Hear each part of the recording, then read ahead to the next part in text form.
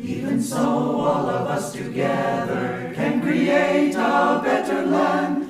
Leave the past, a new tomorrow waits for all who understand. La la la la la la la la la la la la la la la.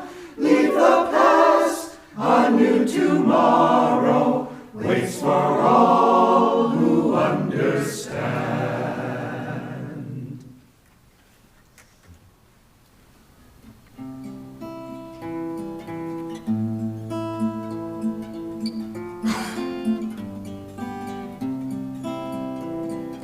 Peace gave us the mountains, peace gave us the sky.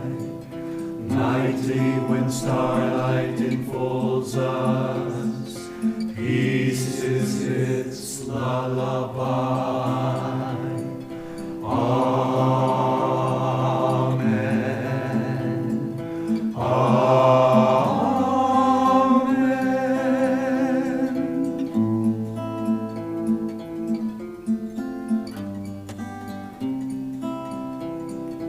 Peace gave us the morning, peace gave us the sun. Bird songs that call us to welcome day and fresh labors begun. Amen.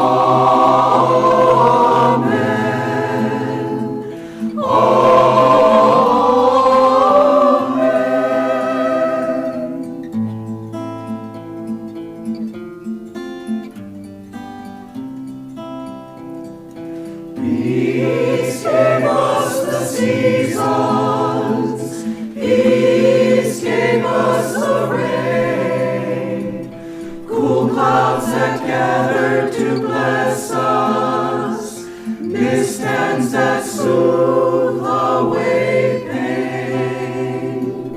Amen.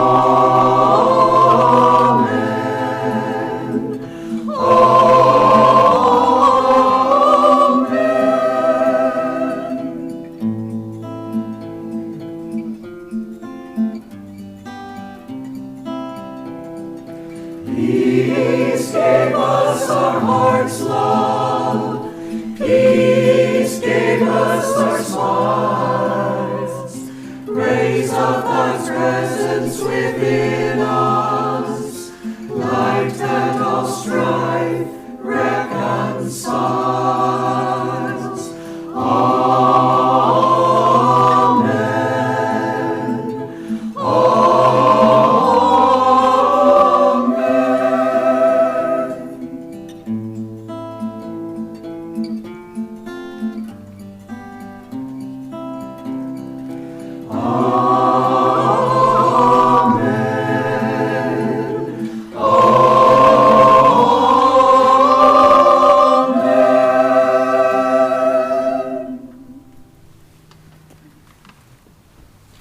Swami Kriyananda shared the following message during a Christmas meditation in 1977. Divine Mother has asked me, Swamiji, to convey these words to you. She says, I am very pleased with all of you. I am very pleased with what you are doing, but don't live in littleness, in petty things, little thoughts, little worries, little ambitions. Live for me, for my love. I am your mother through all eternity. Nothing else matters. You were born to commune with me. For no other reason were you born. Live in my consciousness. Everything else is dust. I know all of your thoughts. Your devotion is very pleasing to me. You are my children. You are all very dear to me. Live more in me. Live in my love. Yes, build a community, but in the sense of communion with me. My children, I am always with you. I am just behind your thoughts, just behind your feelings. I am with you every second. Let no other thought come between me and thee.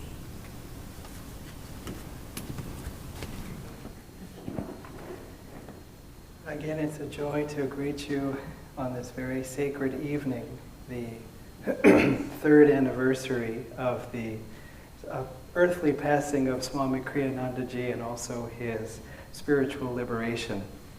As Nivritti said, my name is Dharmarajan, and my wife Dharmini, and I lead the center in in Chennai, which is in South India. Chennai used to be called Madras, if you might know it by that name. And so Dharmini sends her regrets that she can't be here tonight. We're actually here visiting her mother. And so we have such a short visit here in Seattle. And so because of that, she's at home cooking dinner for a few friends, and so she can't be here. In fact, knowing that we were going to be here, we're only in Seattle for basically 2.5 days, I wrote to Freeman and Padma and said, we're hoping to come for the celebration on the 21st. And anyway, you could see how it all ended up. Of course, I'm sorry to miss them, but luckily we got a chance to meet at the village a few weeks ago before this. So, in fact, before we go further, I wanted to share a video of Swamiji and also just give you a little bit of a glimpse of, I see you already have had a glimpse of this. This was the celebrations of Swamiji's Moksha, which again means spiritual liberation, have started in India basically early in the morning, our time. Nayaswami's Jaya and Dhyana, for those of you who know them, who are the spiritual directors of Ananda India. They're both at Ananda Village right now, but they did a broadcast. They had to get up at 7 a.m. and, basically brush their teeth and then turn on the video camera and do a broadcast to India for the evening meditation. And so this was 7 a.m. our time. This was the altar in Ananda Chennai Center for Swamiji. And if you can show the next one, Suryadas, a few of the core members after the meditation stayed behind, and just I wanted you to see their faces. This is our little center in Chennai, and as I said, these are some of our core members, and I'll talk a little bit more about what's going on in Chennai. But it's like all you have to think is going back in time. This center is 3 years old, so remember Seattle, Ananda Seattle, when it was 3 years old, for those of you who were here. I think that Seattle started in, was it 88, maybe? It was actually a little earlier than that. Okay. Yeah. So think of this as earlier than that plus 3 years. So anyway, we'll now have a video of Swamiji speaking. This was around the celebration of his 80th birthday, which was in 2006.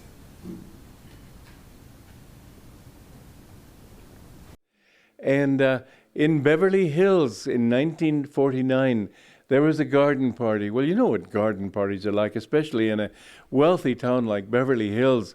This was a very wealthy family, and you know what they would expect when he was asked to get up and speak. Thank you, the gracious hostess, and thank you for everybody, and thank you for coming, and it's been a wonderful afternoon. I hope you've enjoyed it, and so on. Huh? I was slightly almost embarrassed the way he spoke. It was so completely out of tune with the gathering. He was shouting with such fervor. He gave a talk so powerful, more powerful than any other lecture I have ever heard. And he tried to inspire people to start communities. And he said, thousands of youths must go north, south, east, west, everywhere to spread this ideal of simple living, plain living, God-high thinking. I was slightly embarrassed because they never did invite him back. Didn't surprise me at all. But he said afterwards, God spoke through me, and I knew that was the case. And God is not a respecter of time or circumstance. And in all that crowd, there were at least 800 people there. Only I started a community. And when I heard that talk, I vowed that I would do my best to make this ideal a reality. I remember in 1958, I said to Dayamata, when are we going to start communities? Her answer was, frankly, I'm not interested. Well, okay, that wasn't their mission, but I knew it was mine. And I am so grateful that God has made this possible. Don't think I did it. I just was the willing slave. I did my best, yes, we've all done our best. But it's such an amazing thing. What a struggle it has been. It was not easy. We didn't have any money. I didn't have any money. My father had money, but he never gave me any money. Not for this. But somehow it came. I slightly scolded Divine Mother. I said, you know I don't want money. You don't know I don't even like it. Why are you making me work so hard to earn money just so I can build these buildings? And yet I found at the end of it, when we passed that test and we had everything we needed and the community got off to a good start and then other people came in and finally it became a community effort, not just my effort to get it started. I found that what my gain was not the money to do these things. It was inner strength. When you do what God wants you to do, and you can feel it in your heart to some extent, I knew I had to do it. And no matter how many difficulties and so many people were counseling me, it's too hard, that means God doesn't want it. I said if he didn't want it, he would make it impossible, but he's making it barely possible, so I have to keep trying. And the thing is that it did happen. And I think this is a miracle. And to have so many people coming from so many places, we have thousands of friends all over the world. It's a great fulfillment for me. It's a wonderful thing to see that so many people have taken his message and understood how they can apply it and the importance of applying it in their own lives. So, the poor you have always with you, but me you have not always. Me, after all, Christ lived 2,000 years ago. Yogananda passed away in 1952. And whatever you get from me, I'm going into India. It's in your hearts that you've got to look. That inspiration of God's presence in your hearts. When you get it, and it doesn't come always, but when you do, hang on to it. It's the most priceless treasure you can have. Hang on to any feeling of love, any feeling of joy, any feeling of the divine. Go off to yourself. Go off in the woods.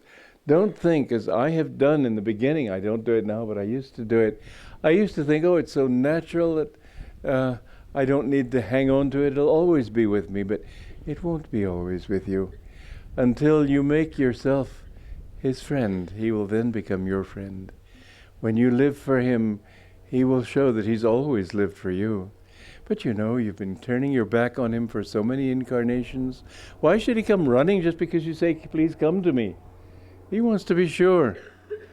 But when you've passed your tests, when you've shown that in all troubles and trials, under all difficulties, you still love him. Can you hear me? Then he will come. And two beautiful passages in the Gita. One is in the second chapter where Krishna speaks to Arjuna as if smiling. It takes a lot of sincerity to win that smile outwardly. But as I said in my song, love is a magician. I knew all the time. No, how was it? I knew all the while. Oh, come on, somebody tell me. I know it perfectly well. Love is all I know, sun rays on the snow. I can't sing that song. I can't sing it, it moves me too deeply. But I knew all the while that your smile was with me. And that is what also the Gita says. And when his smile is there, that shows that you've advanced. When you're aware of that smile, he's always smiling. And I would look into my Guru's eyes, and when he was scolding even, I would see there was no scolding in his eyes. There was only love and support and hope that I would understand and learn. So that is one thing. And another beautiful thing in the Gita is where Krishna speaks of himself, or Arjuna speaks of him as friend. Friendship with God is in some ways the most beautiful. Even as the Divine Mother, there's a certain obligation in that kind of love. This is my child, I have to help him. But a friend doesn't have to help you. He helps you because he wants you, because he's one with you. So I would suggest that even if you think of God as Lord, Almighty, God knows what else, or as Father, or as Mother, think of him also as friend. He's on your side. He wants you to win.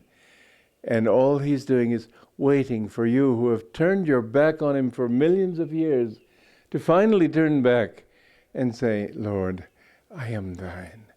Thou art mine. Joy to you. It's so wonderful to just have Swamiji back with us just like that. As Nivritti said in the beginning, that none of us would be here if it weren't for Swami Kriyananda. And actually, Joe, you can probably just close the computer. Thank you. Sorry, Surya Das.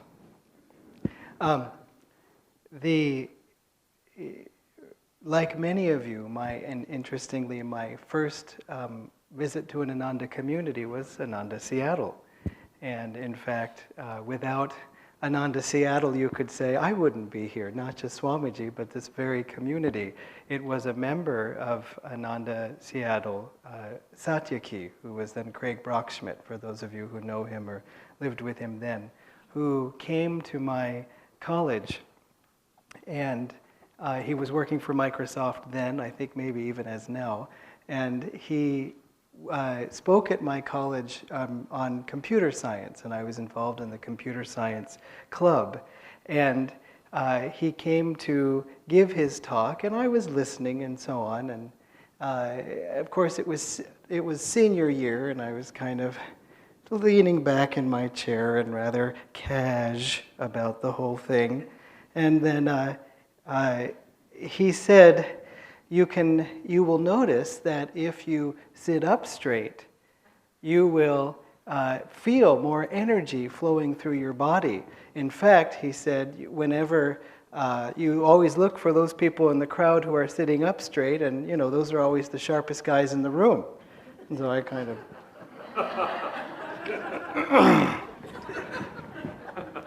sat up straight, and I found to my surprise that I actually did. I felt more awake and present. So I thought, oh, there's something to this. Then he said, if you are needing to be creative in your computer programming, one thing that you can do to help raise your energy is to walk in place and say, I'm awake and ready. Like this. I am awake and ready. Now just imagine, a computer science symposium of 80 people, and here's, I am awake, and people were, blushing for him, and, and I thought, wow, this guy has guts. And then he said, or you can say, I am positive, energetic, enthusiastic. And so, some people were eyeing the door and seeing if they could make a quick getaway. And I was so impressed because I thought, this is something that no one would ever do. No one would have the courage to do something to show their point. This was a good point. You will feel more positive and energetic and enthusiastic, and he didn't care. And he also was very successful in computer science, and so he'd established himself in that way professionally. So at the very end of the evening, I had a chance to speak to him, and I said, so, what is it that you do? Because there had to be something, because he was very successful, like other successful computer people I had met, and he was very smart, and yet, I fancied myself somewhat smart and somewhat successful. I hadn't even graduated yet, but I was feeling rather proud of myself. And, you know, he was very, I didn't even have the word, but he was centered. And, you know, whereas I was, you know, had the nervous leg and kind of, yeah, what's next? You know, just all my energy was all over the place. I had no interest in peace. Because to me, peace meant, you know, lying on the couch, you know, with the remote control. And that was like on the sidelines. I wanted to be in the game. But he was just poised like a martial artist, that he had all his energy under his command, that he could spring into action if he needed to. But he wasn't wasting energy frivolously. So that's in my mind how I, you know, sort of understood what I was seeing. And so I said, well, what is it that you do? And he said, well, have you read Autobiography of a Yogi? And there's this place, Ananda, and you should go to the website. And so on. The website had been up, I think, for about 5 months at that point, because this was, again, in 1996. And so that's my story. Any one of us could, you know, come and share each of our stories. It's always amazing when there's that spark that reconnects us. Again, that spark that comes from Yoganandaji, that spark that comes through Swami Kriyananda, through Ananda. I envisioned it once that, you know, as Satyaki said, do you want to read the Autobiography of a Yogi? And I said, yes. Or even before that, my heart was yearning for something. And it was only actually, it was that same week that someone, through a long discussion, helped me to realize that there might actually be a God after all. So it was a big week for me. And so it was, I almost wondered if it's for any of us that, you know, Yogananda says, oh look, Dharmarajan wants to come back. Somebody, you know, go get him. And because we each have that friend, that way that, you know, Satyaki found me, and Satyaki found Ananda because someone at East West Bookstore in Seattle put a little flyer for a Learn to Meditate class at the Seattle Temple in his wife's shopping bag. And so, you know, the causation goes on and on and on, backwards, and then, of course, forward. So again, it's always a joy to think back on our early times and those times of connection, which sometimes seem so accidental, or maybe we don't realize what we have at first, and yet we see how our lives have changed. Swami Kriyananda has left us such a legacy of his completed works, but also his living presence. So both are there. And so I don't want to emphasize one too much over the other, but of course, all of the books that he has written, 149 books. When I came to the path, I had lots of questions, lots of intellectual doubts, lots of wondering, how does this apply to the rest of my life as I have known it, or the things I learned growing up? And so his books helped me to bridge all those gaps in my understanding and so on, and also helped me to better relate to other people who had questions or other aspects of life, you know, that where they were coming from. Of course, all of his music, I was so thrilled with the choir tonight singing, especially those songs. Our Ananda Chennai choir is also learning anew tomorrow, or they have learned it, and we're just now praying for altos. We don't have any altos yet. But then the song Peace, Swamiji sang that song in his tour of India, which he did in the last full year of his life, 2002 and early 2012 and early 2013. Every program he ended with peace and invited the audience to sing. And when he came to the city of Chennai, where we hadn't had a work at all, really, it had started a few months before, just having classes. When his talk was advertised, 3,000 people came. And so only about 2,000 could fit in the place, and the rest had to be turned away. And so when the only hint you get of this is in the beginning, that song Peace, he sang actually at the beginning that time, and the camera is panning to the whole room, and people are standing all around and so on. So it was actually because of that event that he said we should have a center here, just because of the huge turnout from the city. So Swamiji, of course, has also left us, and I don't know if he's left us these communities. We're very much an active part of these communities, but it's such a thrill because we all know what it's like to try to follow the spiritual path alone. We all know what it's like to read and to meditate, and we do our best, but when we come here, for example, on Sundays, when we have classes, when we meet other friends, I have a friend here, formerly from LA, as Nayaswami Haridas, for those of you who know him, he and his wife lead the center, Roma, lead the center in Bangalore, which is in India. He said sometimes we heal each other at a glance. We walk into the temple, and just kind of,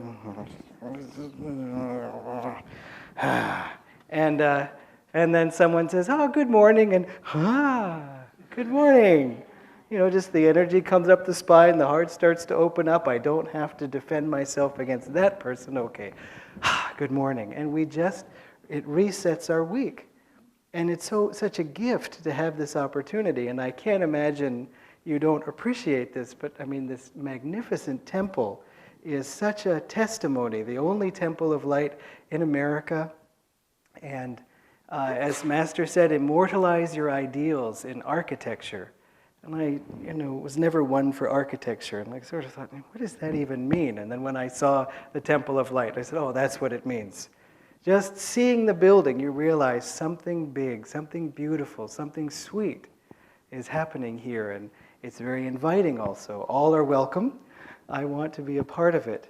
And so, in addition, though, Swami Kriyananda has left us his living presence. It's amazing for us to see in India, for example, and especially in Chennai, which is an unusual center. It's the last center that Swamiji founded during his lifetime, but almost none of our really active members, I shouldn't say almost, but very few of our active members ever met him.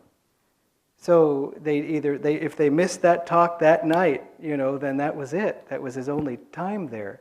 And they have such a connection to Swamiji. It was really quite a surprise to Dharmini and me at first, because they loved his music, they loved, of course, his books, but they felt very close. Perhaps it was because they knew the rather dramatic story of him coming, and he said, I want a center here, so they felt that. But still, that's just an inspiration.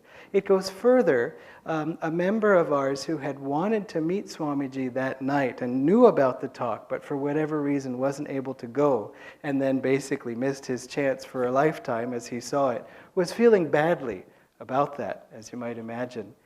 He went to Swamiji's home in Pune, which is another city in India, which was where we had our rural, community, and the retreat center is still there. Swamiji's home is there.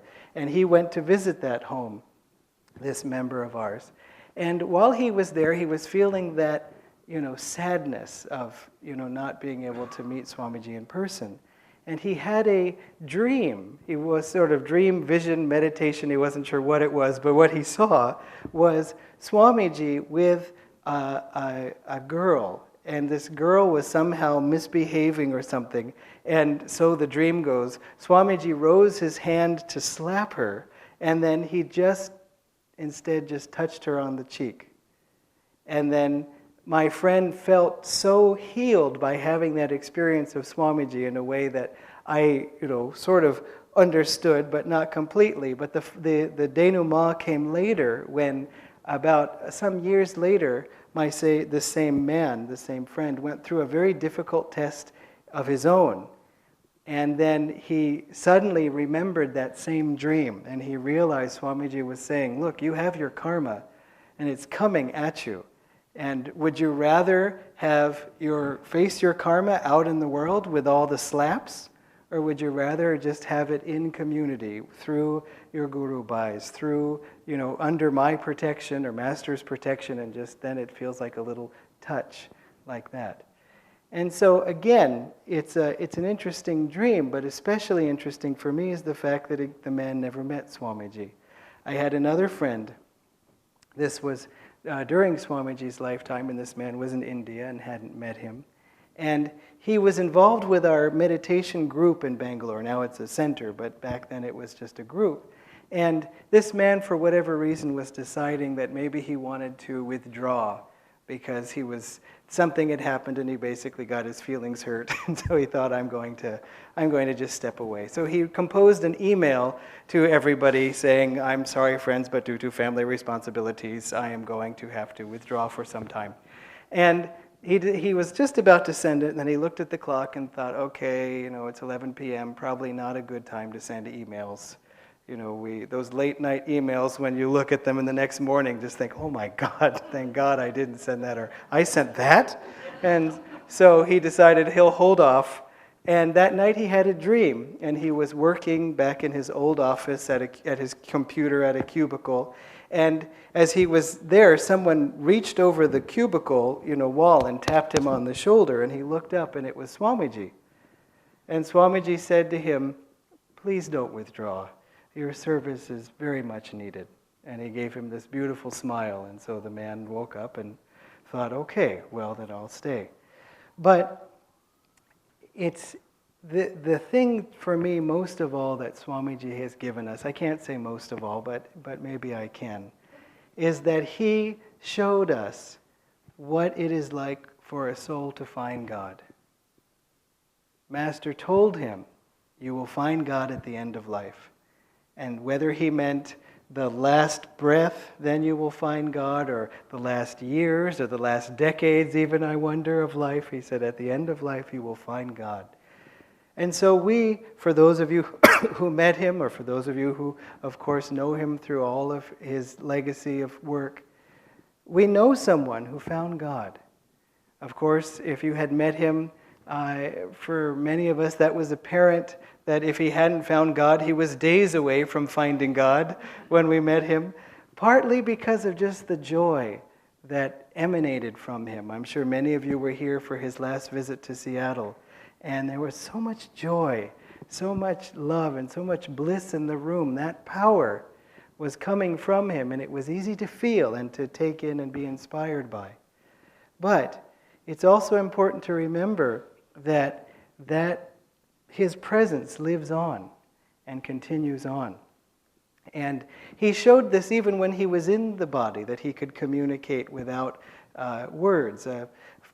Myself and a friend were talking about something, and we decided we needed to ask Swamiji about it. And so I wrote an email, and the more I wrote, sort of explaining and justifying, and this is really why it has to be this way, but whatever you want. And then I sent the email.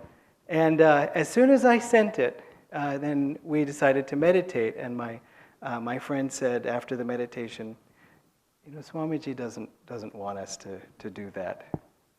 And I said, yes, he does. He wants to do it because I want to do it. And so, but we'll wait for him to reply. And well, he didn't reply. But we met him a few weeks later at Ananda Village. And it was at a Crystal Hermitage at an open house tea. And as we were walking, we suddenly came to greet him, and he saw us. And he said, nice to see you, and I'm sorry I didn't answer your email, but I think you got my answer in your meditation. And so the story I want to leave you with, to end with, is actually something that first occurred to me. Master has said so many times, those who hang on to the end, not for sticking it out, but for the love of God, I or one of the other masters will be there to usher them into the kingdom of the infinite. And so sometimes we hang on for dear life for that beautiful promise. But I had that thought in my mind after Swamiji left the body, and after I stopped crying, and after I finally calmed down and sort of tuned into the bigger picture of his soul freedom, I realized that I was actually a little less afraid of death, because I knew at the time of death I would see Swamiji again. I just had that. It wasn't so much that I had that imagination or I hoped that it would be true. I just had that knowledge, that sort of certainty. We'll see if it's true.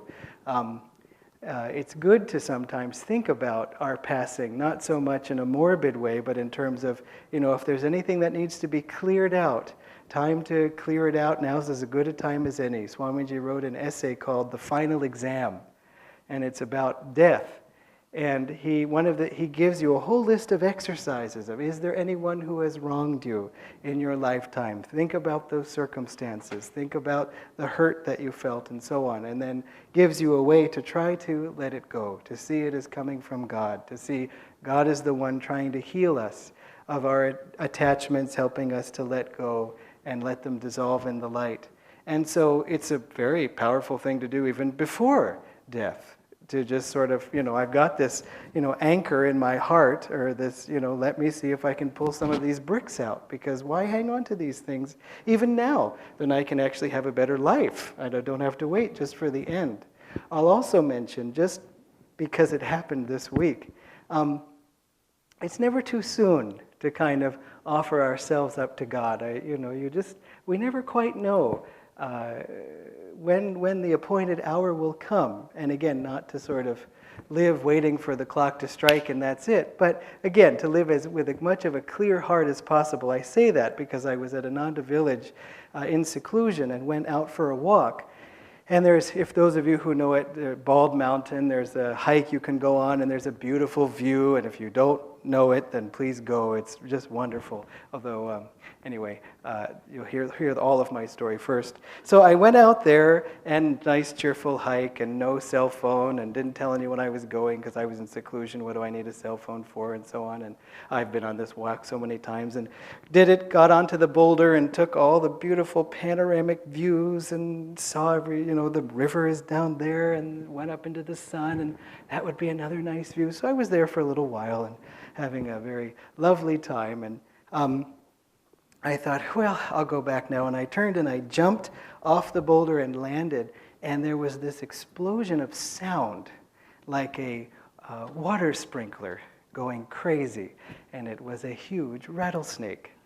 And it was about 4 feet away from me. I landed right in front of it. And by God's grace, it was all straightened out and, not coiled. But as it was straightened out, it just came right for me. Just like, listen, this is my turf, I'm rattling, and you're moving. And so I jumped back, my brain sort of thought, this is really happening. But that rattling sound, it was so loud.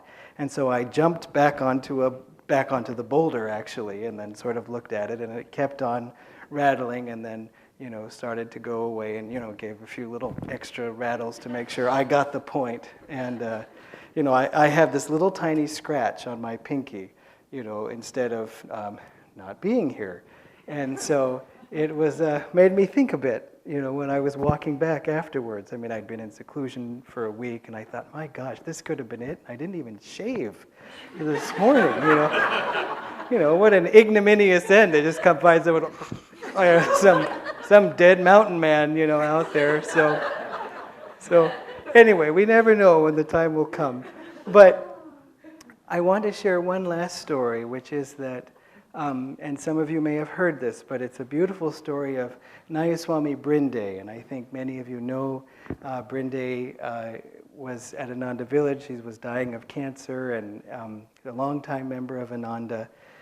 But at the time, which turned out to be the time of her passing, one of the members of Ananda Village, everyone was taking turns praying with her, being with her, and so on. And it was a very strange circumstance. Basically, one of our members was called to be there in the room with her. That they needed some kind of technical assistance, and so they said, can you please wake up, and because we may need something. And so he was there, and the room was full. I'm not quite sure of what, presumably people, but in any case, when he got in there, he couldn't do the work that he was supposed to do. So he just sat down and meditated. And as he was meditating, and naturally he was praying for her, suddenly he had a vision. And he later said, this, I don't know if he said it's the only vision he's ever had in his life, but he's not given to visions or anything. He suddenly had a vision of Brinde standing up on her bed. And in one hand, she was holding Master's hand, and in the other hand, she was holding Swamiji's hand. And he saw them together standing on the bed, and then they left. And then, a moment later, somebody said, in the room, I think she's not breathing anymore. And it was the time of her passing. Interestingly, another friend who was very much involved in her passing had that same vision at that same time, but she, I think, was driving her car, somewhere else. So just to say that these things are real and that they're very much waiting for us. The last thought I want to leave you with is that it's so beautiful what you have done here in this community. It's so beautiful to see the lives you are leading. I can see the light in all of your faces. And it's a real inspiration because it's, we sometimes wonder, how am I doing? In fact, there was a title of an email I got today, or a few days ago. It said, "Have I been a good disciple?" And it was a beautiful quote of Swamiji's that he said, I will only ask Master at the end of my life, have I been a good disciple? As opposed to feeling comfortable with all these accomplishments and all these things he's done for all of us. I will just want to know, have I been a good disciple? But it's kind of a good psychological test. Have I been a good disciple? And what's the knee-jerk reaction? Mine was, oh. And it's just not, it's not a good reaction. Because it's not true. We sometimes, and I don't mean about myself, I mean about all of us. We sometimes read, if you've read in the Bhagavad Gita, where Arjuna says that question, which I could certainly relate to, Krishna, now that you've told me all these different states of liberation, what happens to that devotee who doesn't make it? What if he doesn't find freedom in this lifetime? What happens then? And it's sort of like when reading it, the thought can occur like, okay, I better read this carefully because, this is for me.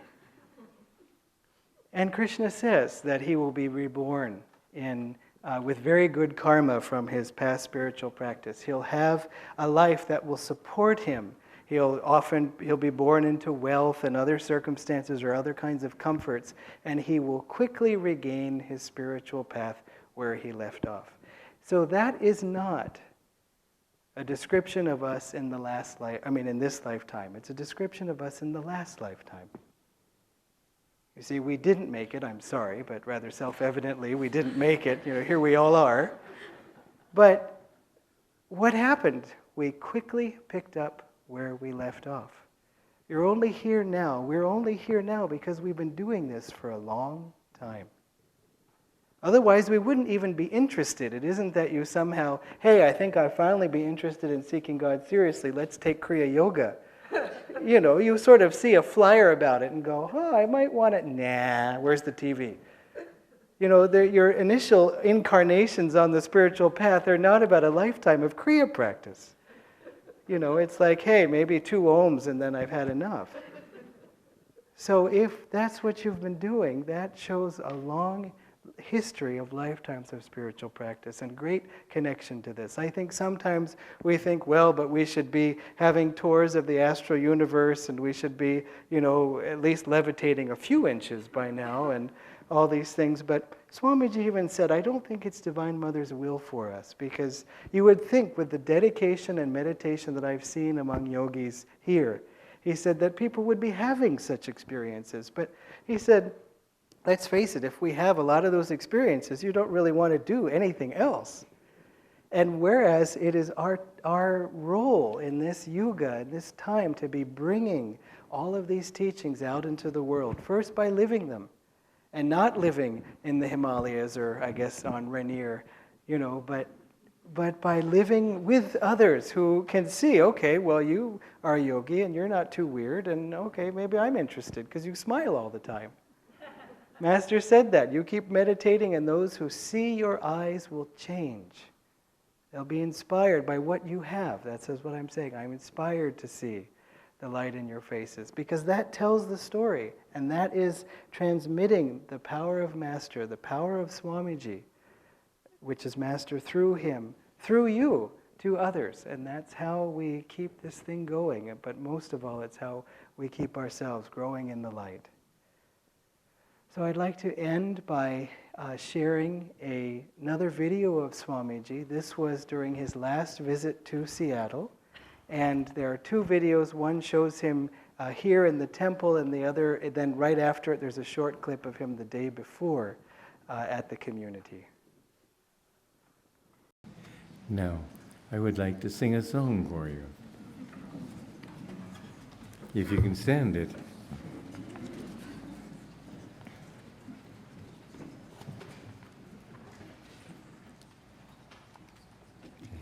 Bring it closer so I can.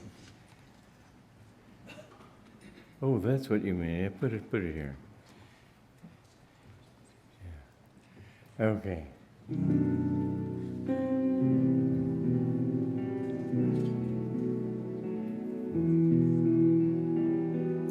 Love is all I know. Sun rays on this. I can't do it for you. I feel so much bliss sometimes. Anyway, I'll try again. Love is all I know. Sun rays on the snow of a winter long, in darkness without song. Oh, my heart's afire, burning all desire. Only you remain, and life again. Love is all I know. Sun rays on the snow of a winter long, in darkness without song.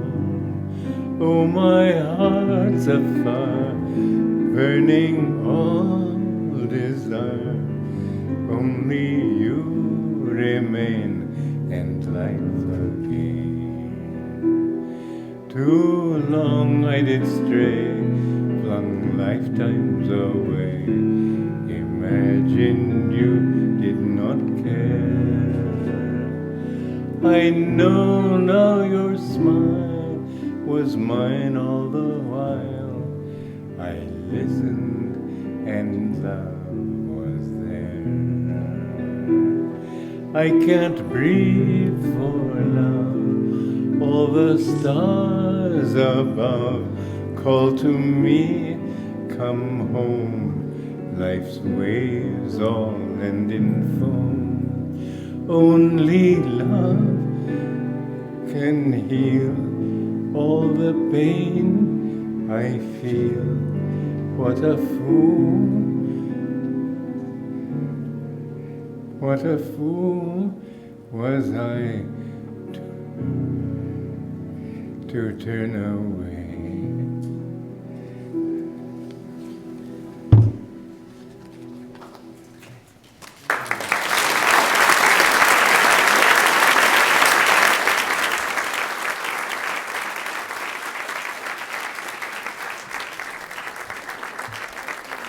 Just a moment.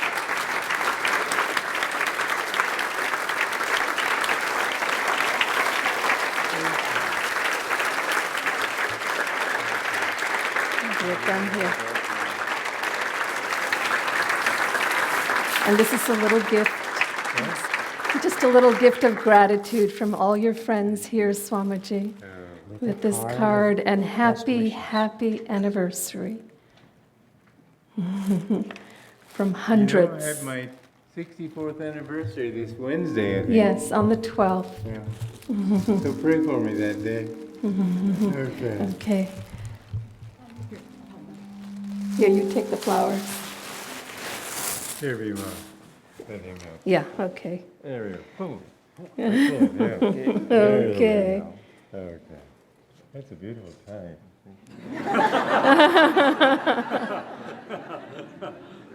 5,000 years ago it was preordained.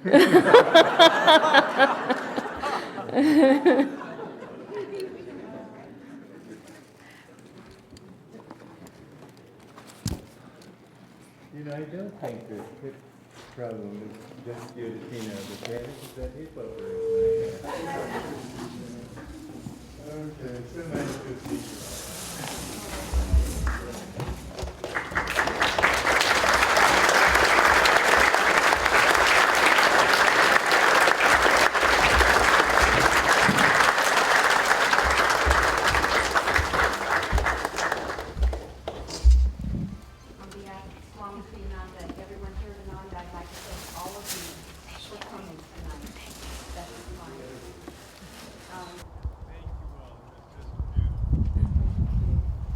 See you all Saturday at the event, 5 to 7 p.m. on Saturday. Blessings to all. Enjoy the rest of the food if you'd like to any longer. You're welcome.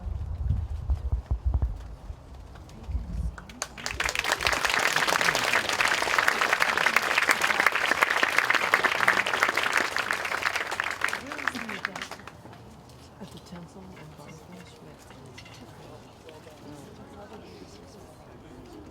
There'll be a lot. Like, are you staying here? There'll be lots of people carpooling.